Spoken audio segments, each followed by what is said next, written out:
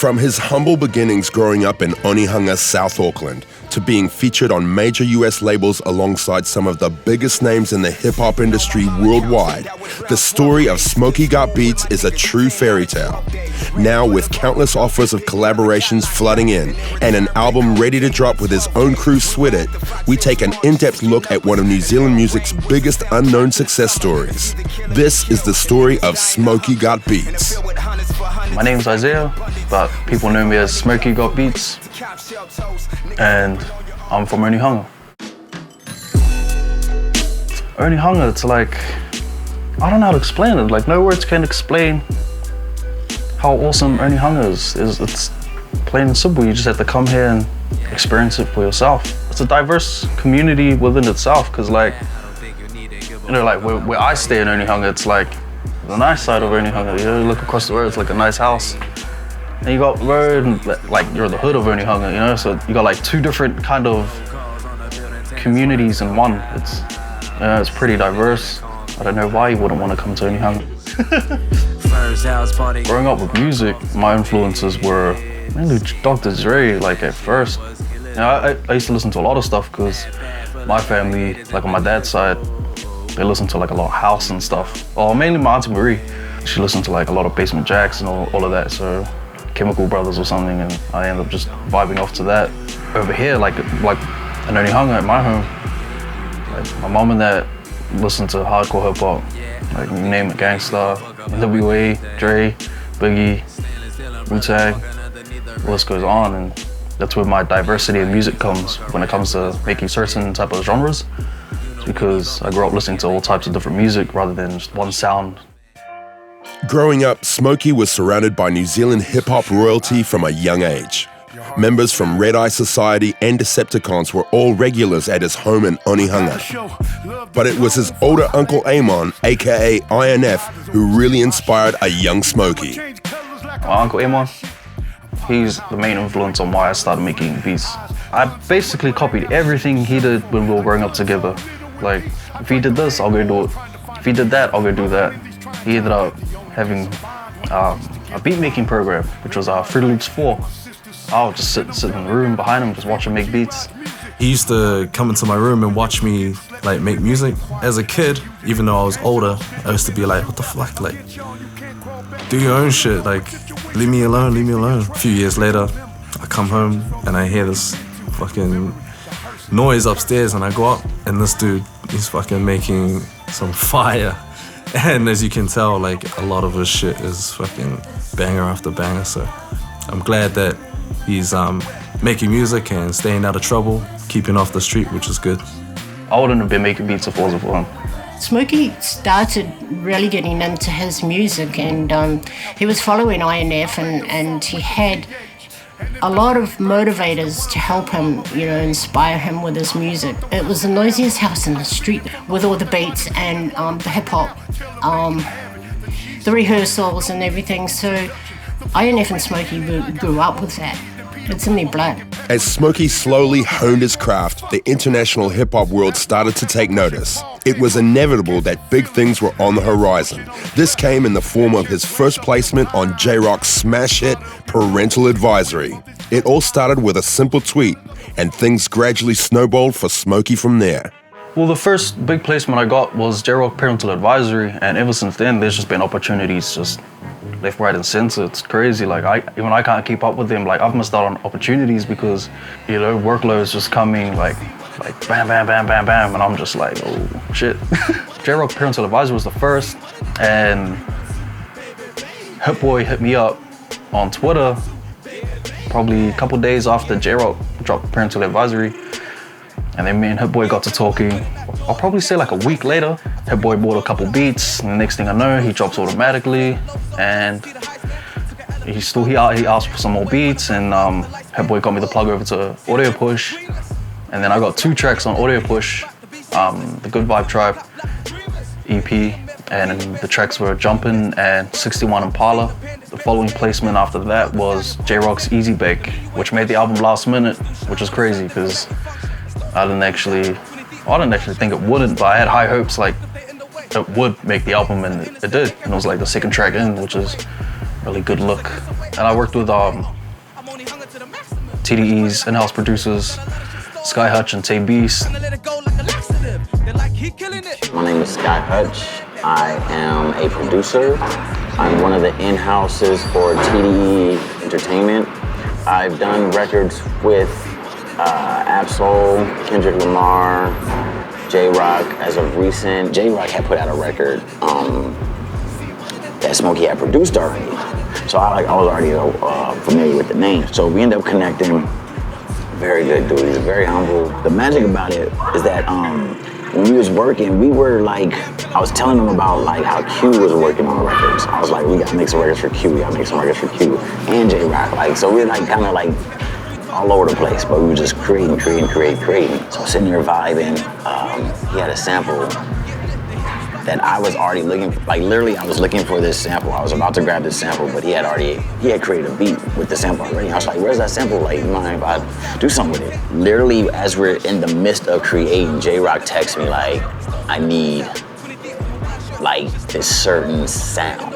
And I was like, I think I got it. I was like, me and Smokey working on it right now, I think I got it. So once we finished working, sent them the rough version of it. He replied like the next morning, like, the song is done. He was like, I killed it. And so I hit Smokey like, man, yeah, I think we got something, you know? I was like, he's actually asking for the files right now. So that's always a good sign. When somebody working with any artist and they ask you for the files, that means that you got a good chance that it's on the project. And the next day, J-Rock texted Sky asking for the stems. And then as soon as he said that, I just automatically knew he made the album. Like, I was like, yeah, nah, my faith just went way up, and I was just like, yep, it's on the album. You know, I'm just some Kiwi kid, you know, who's like,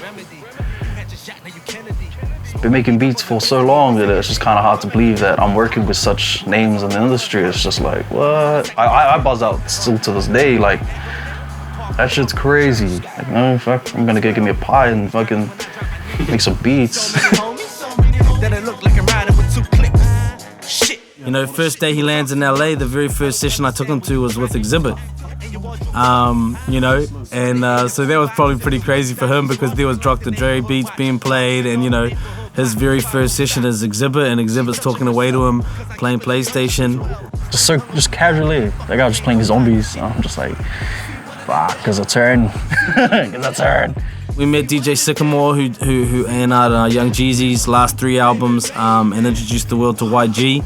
And then, you know, we went to the YG album sessions for Still Crazy. We went up to Hit Boy's house, you know, in the Hollywood mansions and worked at House of Hits. We had Grammy winners come past. We had new talent like Kehlani come past, Skrillex, you name it. LA was real fast, I'll say that, you know.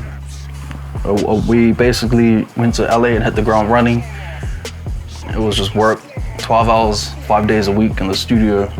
Time goes by real quick, you know? That's when I kind of realized it's like, I was actually doing something I loved doing, you know? And I was actually working, you know? I wasn't just in the studio making beats. Like, it was kind of like a wake-up call, like, bro, like, you know, don't fuck around.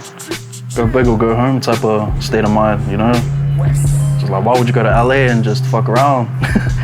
It's buzzy, it's real buzzy. Like, coming from Onehunga and then going straight to LA, and then going to like Hit's house, it's just like, what? You know, I still buzz out on it. It's crazy.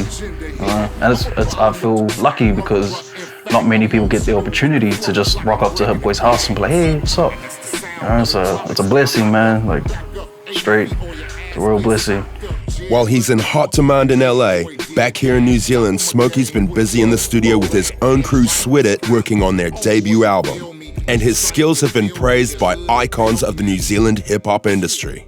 Like I think I'd heard the name or seen it credited on a few things on the net, but once, I think it was after he did the parental advisory with J-Rock, I emailed him like, I didn't know if he had management or anyone, and I wanted to know that he was kind of supported and knew he was, you know, he just had a little bit of help. Like, I got a lot of experience, so I was like, bro, if you need any advice, like on any aspect of the music business, I'm just here. Because I could identify with his path somewhat. I was like, yeah, young producer, you know, he's not a rapper, he's not the voice.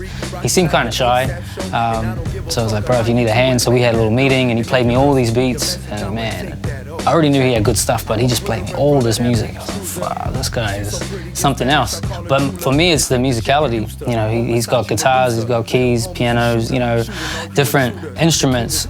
A lot of producers in hip hop are sample-based, you know, and he might use a sample, but then he'll add all these layers and stuff, like extra music. And sometimes the sample's gone by then, and it's original music with his own flavor and style.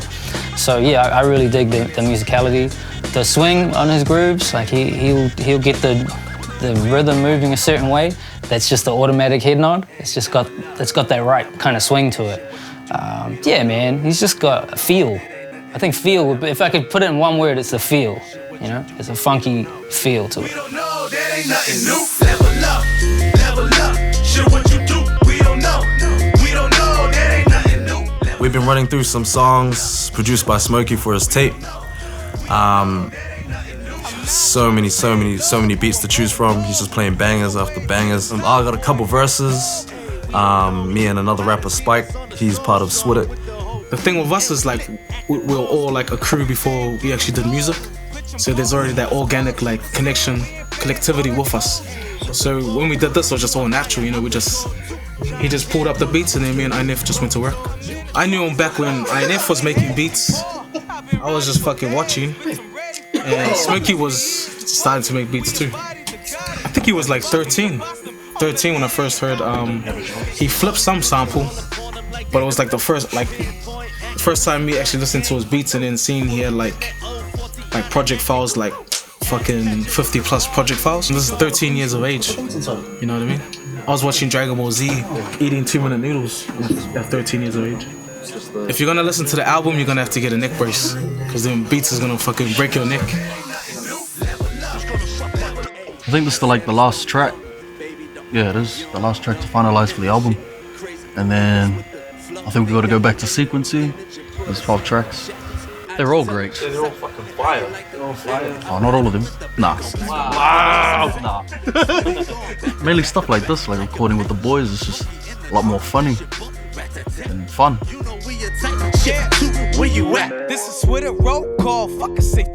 Smokey first hit my radar when I was in Los Angeles, actually. Smokey's name came up, but I had no idea who he was. I just knew there's this guy called Smokey Got Beats. And then I met him at Los Angeles Airport. I was at LAX, saw Andy, and he had this kid with me, and he's like, oh, this is Smokey Got Beats. I was like, oh shit, you're a New Zealander. From what I'm hearing, this musical gift is astronomical. Maybe I've never heard that type of gift in this country ever before. I sat there going through these beats going, fucking hell, this shit is so good. This kid should not be making music of this type of quality and this depth at his age. I love the fact that he might go, you might go, oh, when you made that beat for Kendra, oh, I was just making a beat. Like, that's just it. Like, you don't have to, no, everything doesn't have to be over-analysed. You just have to be good at what you do. Smokey Got Beats.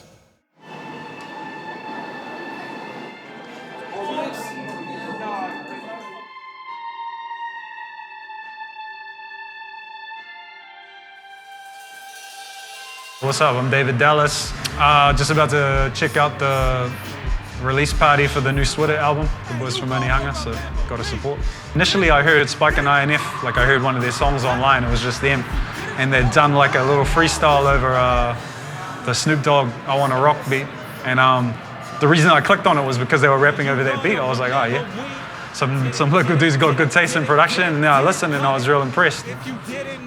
They had flows and they had good taste in music, you know, like even the fact that they chose that beat impressed me, because I was just like, oh, these guys know what's up, you know? Anytime I see young dudes like that are doing something like that, I want to support them and to show them this, like, yeah, that's the codes, that's the way, keep going like that. Song on the album, Spike had actually sent me that beat, that Smokey beat, a while back. And he's like, is this your sort of style? Would you do something over this? And I was like, yeah, that's mean. I went in and like wrote the hook and wrote my verse. And then I just seen it, you know, just as a song idea. And I just sent it across to him and I was like, oh, what do you think of this? And he just like texted me back. He was just like, yo, flames, let's go, you know? Smokey's just got feel. Like it's like, dudes just have, like, you know, like his beats have got groove and they got feel. Like you listen to it, you nod your head to it, like there's a pocket to rap in, like they work, man, they're really good. With placement offers flooding in from overseas, a debut album, and a career being one of New Zealand's brightest music producers, Smokey still remains grounded, hoping that the fruits of his labor will provide for his friends and family for years to come. One of my goals in music, why I created it today, is like I want to eventually one day put, you know, food in the cupboards, you know, put clothes on the family's back, provide for my family, really, you know. I'm not doing it for like my own personal gain. It's just like, you know, everybody lives a struggle, but I don't want to have to see my family go through the same thing. You know, I don't have to see my family struggle. Career goals, yeah, just placements, working on my craft, working on my sound, work ethic and stuff. You know, I would love to like move to LA eventually and just work from there because it's a lot more easier. You know, it's cool to work via email and stuff, but after experiencing LA, it's like knowing their work ethic, you know, compared to us Kiwis, you know, like we work, you know what I mean? But like their pace is like so much more faster than ours. Like you ask for like a beat now and you get it when you ask for it. It's a lot more easier working with everybody because you both get the same energy in the same room and then you just vibe out, just create. I'm still trying to adjust to the accomplishments I've made, and I still feel like that dude who just wakes up just to make beats, you know? But there's people out there who see it differently, like, nah, yo, da-da-da-da. I'm just like, what? And yeah. And I'm from Onehunga. Ain't no place like home.